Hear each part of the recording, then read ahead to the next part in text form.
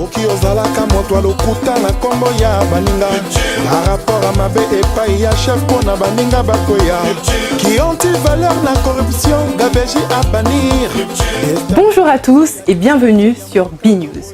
Aujourd'hui, À vous la parole a décidé de s'intéresser à Monsieur Juste Prudence Oko. Qui est-il? D'où vient-il? Que souhaite-t-il nous dire? Je vous laisse le découvrir sur notre plateau.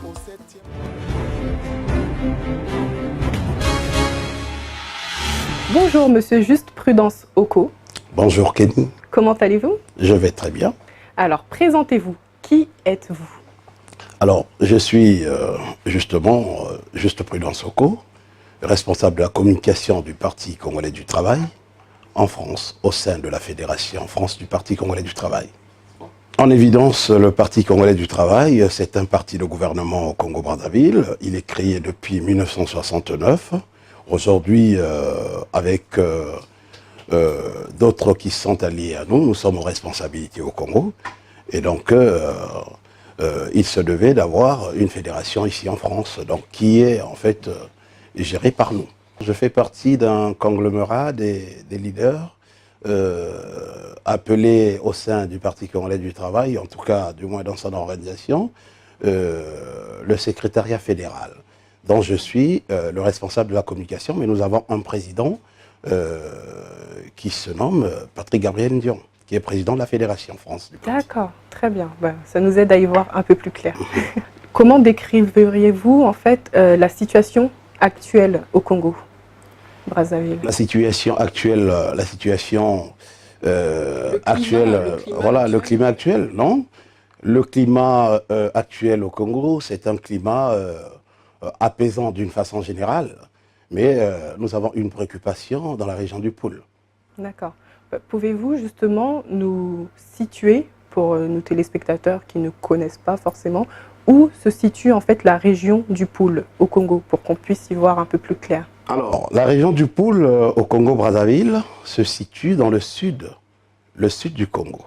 D'accord. Hein, dans le sud du Congo. Donc la région du Poul se situe dans le sud du Congo. Et Brazzaville elle-même déjà se trouve dans le Poul. Hein, il faut le dire comme ça, mais la région du Poul se trouve dans le sud du Congo. D'accord. En parlant justement du Poul, vous avez écrit récemment un article concernant justement cette région du Congo. Pouvez-vous pour expliquer justement en quoi consiste, pourquoi cette démarche-là, pourquoi l'avoir fait? Alors c'est une démarche qui vous tenait peut-être à cœur? Qui est citoyenne, mais aussi une démarche politique. Parce que je pense que j'ai pensé à un moment donné qu'il y a une très grande incompréhension en réalité dans ce qui se passe au pôle du Congo. D'aucuns ont pensé que au sud du Congo, la situation du pôle est présentée comme étant la situation du pôle. Mais moi j'ai voulu prouver par l'article que la situation n'est pas une situation du pôle, mais une situation au pôle. Parce que je crois bien que vous avez parcouru mon article, vous avez dû comprendre par le récit que je fais dedans et la recherche que j'ai menée, que cette région, en fait, c'est une région qui a toujours connu des problèmes depuis l'installation de la République. Donc depuis le premier président du Congo qui fut l'abbé Philbert Youlou. Alors, lui, le président Youlou avait eu des problèmes avec un groupe que je qualifierais moi personnellement, selon mes recherches, comme étant un groupe intégriste. Ceux-là, qui étaient identifiés par lui-même, l'abbé Philbert Youlou, vous entendez bien, abbé Philbert Youlou, donc il était un abbé, il fut un abbé, donc c'est un homme de Dieu qui connaît la Bible. Vous connaissez l'histoire des corbeaux dans la Bible. Il a identifié ce groupe issu de la région dont il est lui-même issu, comme étant des corbeaux. Les corbeaux qu'il a fini par résoudre la situation en les dispersant dans le nord du Congo. Ça a été le cas, et ces corbeaux s'y trouvent jusqu'aujourd'hui et se sont sédentarisés dans le nord du Congo. Alors, le président Marien Ngouabi a eu des problèmes avec un de nos frères aussi, qui était lui aussi ressortissant de cette région, mais du côté plutôt maternel, puisque du côté paternel, c'était un béninois. Il s'agit vraisemblablement de M. Diawara, Ange Diawara. Alors, ce monsieur aussi il avait fait en sorte que son refuge se trouve dans le pôle. En ayant son refuge dans le pôle, il a fait en sorte que les institutions gérées du temps du Marien Ngouabi puissent avoir une certaine instabilité. Et donc, aujourd'hui, nous avons le même problème avec le président Denis Sassou Nguesso, et dont certains présentent comme celui qui accule la région du pôle, alors que ce n'est pas le cas. Il est question de représenter la République, de représenter l'État, de l'incarner, mais vraisemblablement partout sur l'étendue du territoire congolais. Donc, s'il y a une activité terroriste, comme l'État le qualifie, il faut bien que l'État aille bien là où se trouvent les terroristes pour les chercher. C'est ce qui se passe au pôle. Donc vous qualifierez en fait de terroristes, vous qualifiez en fait de terroristes les occupants actuels. Le gouvernement congolais qualifie cette activité d'une activité terroriste, puisqu'il y a des attentats qui sont posés contre l'armée régulière, puisque l'État congolais s'accoutume maintenant à célébrer, à honorer les morts à chaque fois qui vont au front, à la recherche de ce monsieur, qui est monsieur Ntoumi. Alors donc je pense que là, il y a un problème. Monsieur Ntoumi. Monsieur Ntoumi. D'accord. Qui est monsieur Ntoumi? C'est le leader Ntoumi, oui, monsieur Ntoumi, c'est un monsieur qui se prend pour un messie. C'est un monsieur qui, dans notre histoire, pense que ce qui avait été dit, révélé par Kipa Vita, qui était de la descendance d'un royaume, le royaume Congo, qui regroupait donc la RDC actuelle, l'Angola, le Congo et le Gabon. Donc, cette dame-là, Kipa Vita, avait fait un rêve en disant que un messie reviendra pour rétablir le royaume de son père, en tout cas de sa descendance. Tout ça ne relève pas pour vous ce n'est pas pour vous un mythe? Mais je pense que c'est un mythe. Je pense que c'est un mythe, mais dans la tête de monsieur Alfred Binsamou, alias Ntoumi, c'est une réalité, puisqu'il fait vivre et subir cela aux Congolais et à la région du pôle. Il est le responsable et l'unique responsable dans la situation du pôle. Et donc, on a du mal à s'en défaire. Donc, il faut bien que l'État trouve des solutions, trouve des moyens pour libérer le peuple le peuple du pôle de cette situation imposée par Alfred, par M. Binsamou. Justement, que fait l'État? Quelles sont les solutions que propose l'État? L'État déploie la force publique à chaque fois. Et à chaque fois, il y a des décès, à chaque fois, il y a des morts. Beaucoup de morts. À chaque fois, il y a des morts, à chaque fois, il y a des décès. Et cela dure depuis combien de temps à peu près? Ça remonte là, maintenant, ça remonte au 4 avril 2016. Mais il faut quand même que je précise pour ceux qui nous écoutent qu'il y a déjà eu un premier coup d'essai dans la façon de faire de M. Ntoumi dans la région du pôle.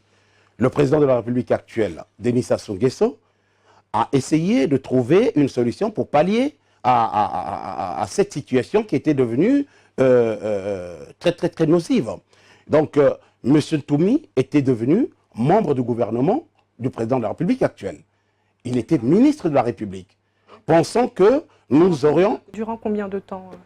Ben, il est resté, en fait, la fourchette, il est resté aux affaires jusqu'à l'élection qui vient de se tenir, donc l'élection présidentielle qu'il y a eu il y a un an et quelques mois. Donc c'est à ce moment-là, précisément, qu'a éclaté, si je peux dire, le... Oui, mais il est reparti dans les buissons du pôle en fuyant la civilisation sans nous laisser un courrier. Donc nous ne savons pas pourquoi est-il reparti là-bas. Il n'y a pas une raison réelle. Parce que ce monsieur n'était ni candidat à l'élection présidentielle, il n'était ni candidat quelque part, il n'a été ni un soutien à un candidat pour qu'il puisse réagir de cette façon. En fait, je veux dire, il est dans une logique intégriste fondamentaliste dont je dénonce dans mon article, comme je vous ai dit tout à l'heure, et que cette logique-là fait subir aux Congolais le dur labeur. Et aujourd'hui, sur la voie ferrée, les produits qui partent de Pointe-Noire pour arriver à Brazzaville ne suivent plus le circuit. Et aujourd'hui, il est très difficile pour les populations qui sont sur cette ligne de vivre correctement et décemment. L'État doit assurer la sécurité et de la circulation des personnes et des biens sur toute l'étendue du territoire congolais. Le pôle ne fait pas exception. Il n'y a pas de super citoyen. Donc si Ntoumi se trouvait à Gomboma, à Etoro ou bien à Oyo, on irait le chercher à Oyo. C'est ce qui se passe. Mais dans ce genre de mission, vous savez, quand on est parti chercher Mohamed Merah à Toulouse, heureusement, ici, il y a bien d'autres pratiques. Quand il y a une situation aussi grave contre le terrorisme, vous voyez bien qu'il y avait des dégâts collatéraux. Les dégâts collatéraux existent toujours dans ce genre de missions, des missions qui sont quand même d'une certaine gravité. Oui, mais vous ne pouvez pas les chiffrer actuellement, non? Le chiffrage, à vous dire, je ne peux pas vous donner un chiffrage parce qu'il n'y a pas de chiffrage qui existe sur la gestion de la crise qui se trouve au pool et dans la crise du pool. Du coup, ce monsieur est donc en exil, en rébellion depuis à peu près 1 an, selon vous. Mais comment fait-il pour vivre, pour survivre, et comment on n'arrive pas jusqu'à aujourd'hui à le capturer, si je puis dire? Comment fait-il pour... Il doit certainement, dans le procédé, y avoir des faiblesses. Ça, il faut le reconnaître volontiers. Il doit y avoir des faiblesses. Il doit y avoir des faiblesses soit dans le renseignement militaire, soit dans la stratégie militaire. Et ça, aussi, il faut que du côté du gouvernement, il y ait un regard et qu'on gère de façon à ce que, que les populations qui sont ceux du pôle proches du théâtre des opérations soient préservés de ce qui se passe au niveau des buissons, là où se trouve M. Ntoumi. Est-ce qu'on pourrait dire qu'il y a une certaine négligence du gouvernement, comme on peut entendre? Ah non, je ne pense pas qu'il y ait... Non, mais je ne pense pas qu'il y ait une négligence de la responsabilité de l'État, puisque le président de la République lui-même et son gouvernement ont pris le problème à bras-le-corps dès le début. Je vous ai parlé d'une date, je dis le 4 avril 2016, c'est la date par laquelle M. Ntoumi est sorti de forêt, sinon des buissons, pour s'attaquer aux édifices de l'État. Et je pense que les représailles ont été significatives. Nous avons vu des hélicoptères. Oui, les hélicoptères s'y sont rendus, mitrailler les positions de Ntoumi, et puis les hélicoptères se sont repliés. Et de ce jour jusqu'à aujourd'hui, c'est ce qui se passe. Mais il n'y a pas eu réellement bombardement. Parce que là aussi, je tiens à marquer une différence. Il y a une différence. Je ne suis pas militaire de formation, mais il y a une différence entre un bombardement et mitrailler. Lorsqu'on parle de bombardement, il y a forcément l'usage des bombes. On ne peut pas parler bombardement sans bombe. Et quand vous allez aujourd'hui sur les plages de Normandie, vous baladez, et jusqu'aujourd'hui enfoui dans le sable de la plage, vous trouvez encore ce qui fait partie des vestiges de la guerre de 39-45 jusqu'aujourd'hui. Il y a eu bombardement, on peut le prouver. Mais au pôle, ce n'est pas le cas à ce jour. Et il n'y a pas que ça. Si aujourd'hui, certains frères, certains qui sont mal intentionnés, se permettent de prendre, de récupérer les photographies des dépouilles de l'Ouganda pour les exploiter à des fins du pool, ça veut dire qu'il n'y a pas vraiment de dépouilles chez nous. Donc voilà la vérité. Vous restez avec nous, Monsieur Oko. Nous allons recevoir Judikaël Moussirou pour la suite de l'émission. Très bien. Jurisprudence Oko, on parle de la rupture au Congo-Brazzaville. Quels sont les effets ressentis aujourd'hui? À vous la parole. Oui, le président de la République, au sortir des élections présidentielles récentes, a été élu et a promis la rupture, a promis la rigueur, a promis la vérité. Au jour d'aujourd'hui, il faut dire que les effets de la rupture commencent à se faire ressentir. Nous avons vu, au travers de cette élection, les élections législatives à venir. Ça veut dire quoi, les effets de la rupture? Comment ça se fait ressentir? Ça veut dire que les décisions sont en train d'être prises. C'est-à-dire?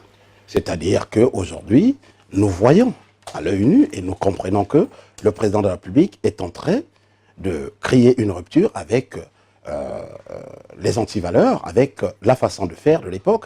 Donc au jour d'aujourd'hui, vous voyez qu'il y a des jeunes qui intègrent la sphère politique congolaise, notamment sur les élections, notamment concernant son parti politique, le Parti congolais du travail. Sur le plan économique, est-ce que le Congo va bien aujourd'hui?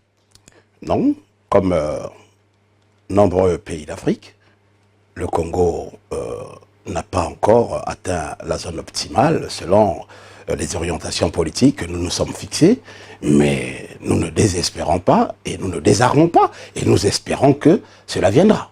Est-ce qu'il y a un rapport entre la crise actuelle au Congo et la rupture de Denis Sassou Nguesso? Ah mais non. Vous savez que le Congo, c'est un pays à une rente pétrolière.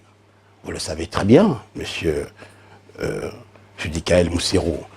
Et à partir du moment où il y a une crise de pétrole dans le monde, le Congo ne peut pas aller mieux. son économie ne peut pas se porter mieux.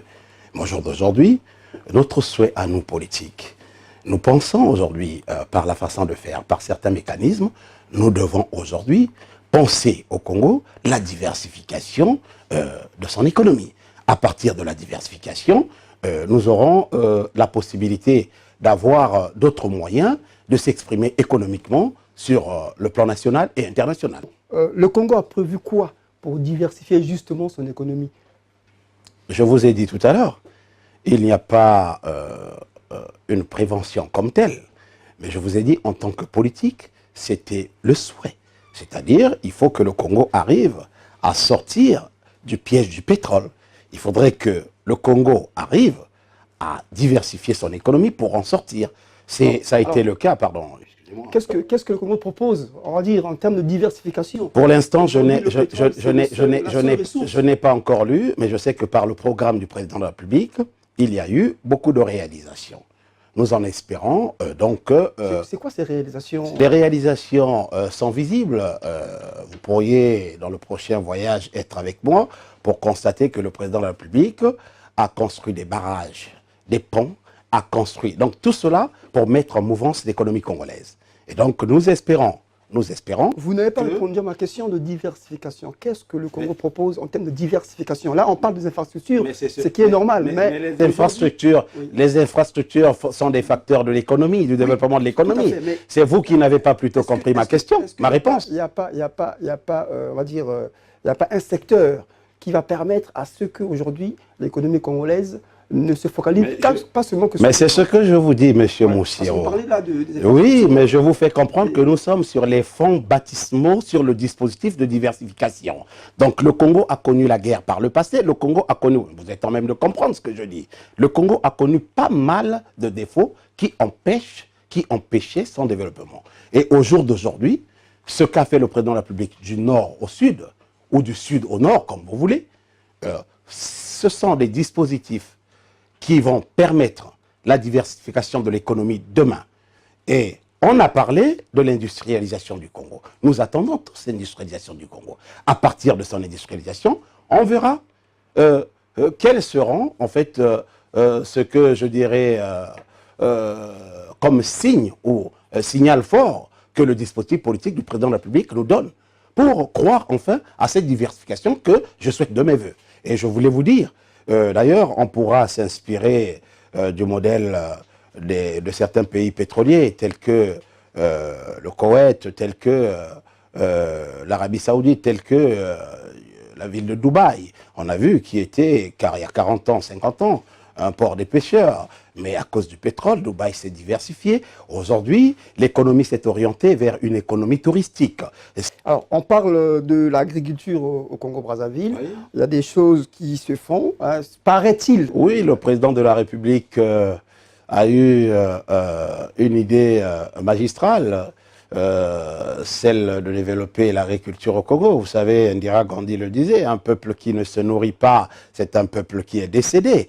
Donc, Denis Sassou Nguesso l'a entendu, il a compris au jour d'aujourd'hui, sur le secteur de l'agriculture, le président a mis beaucoup d'énergie, il a investi beaucoup et au jour d'aujourd'hui, il a même demandé à certains ministres qui n'ont rien à voir avec ce département de l'agriculture d'y apporter main forte dans la façon de faire et de concevoir pour que l'agriculture au Congo soit rehaussée. Mais sur les éléments, je crois que avant même que nous allons aux élections présidentielles, dans la faisabilité de l'action gouvernementale, le président de la République a érigé, que ce soit au nord, que ce soit dans le sud, un peu partout, nous voyons, il y a des fermes, il y a des maisons construites à côté, à proximité des fermes, pour permettre aux familles qui travaillent dans ces fermes, que ce soit pour la production des œufs ou la production des laitues ou autre chose,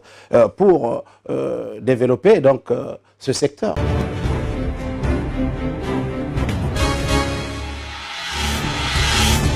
B-News vous proposera des programmes inédits, de la culture au social en passant par l'économie. Vous ne manquerez rien. Nous serons là pour vous satisfaire. Restez connectés.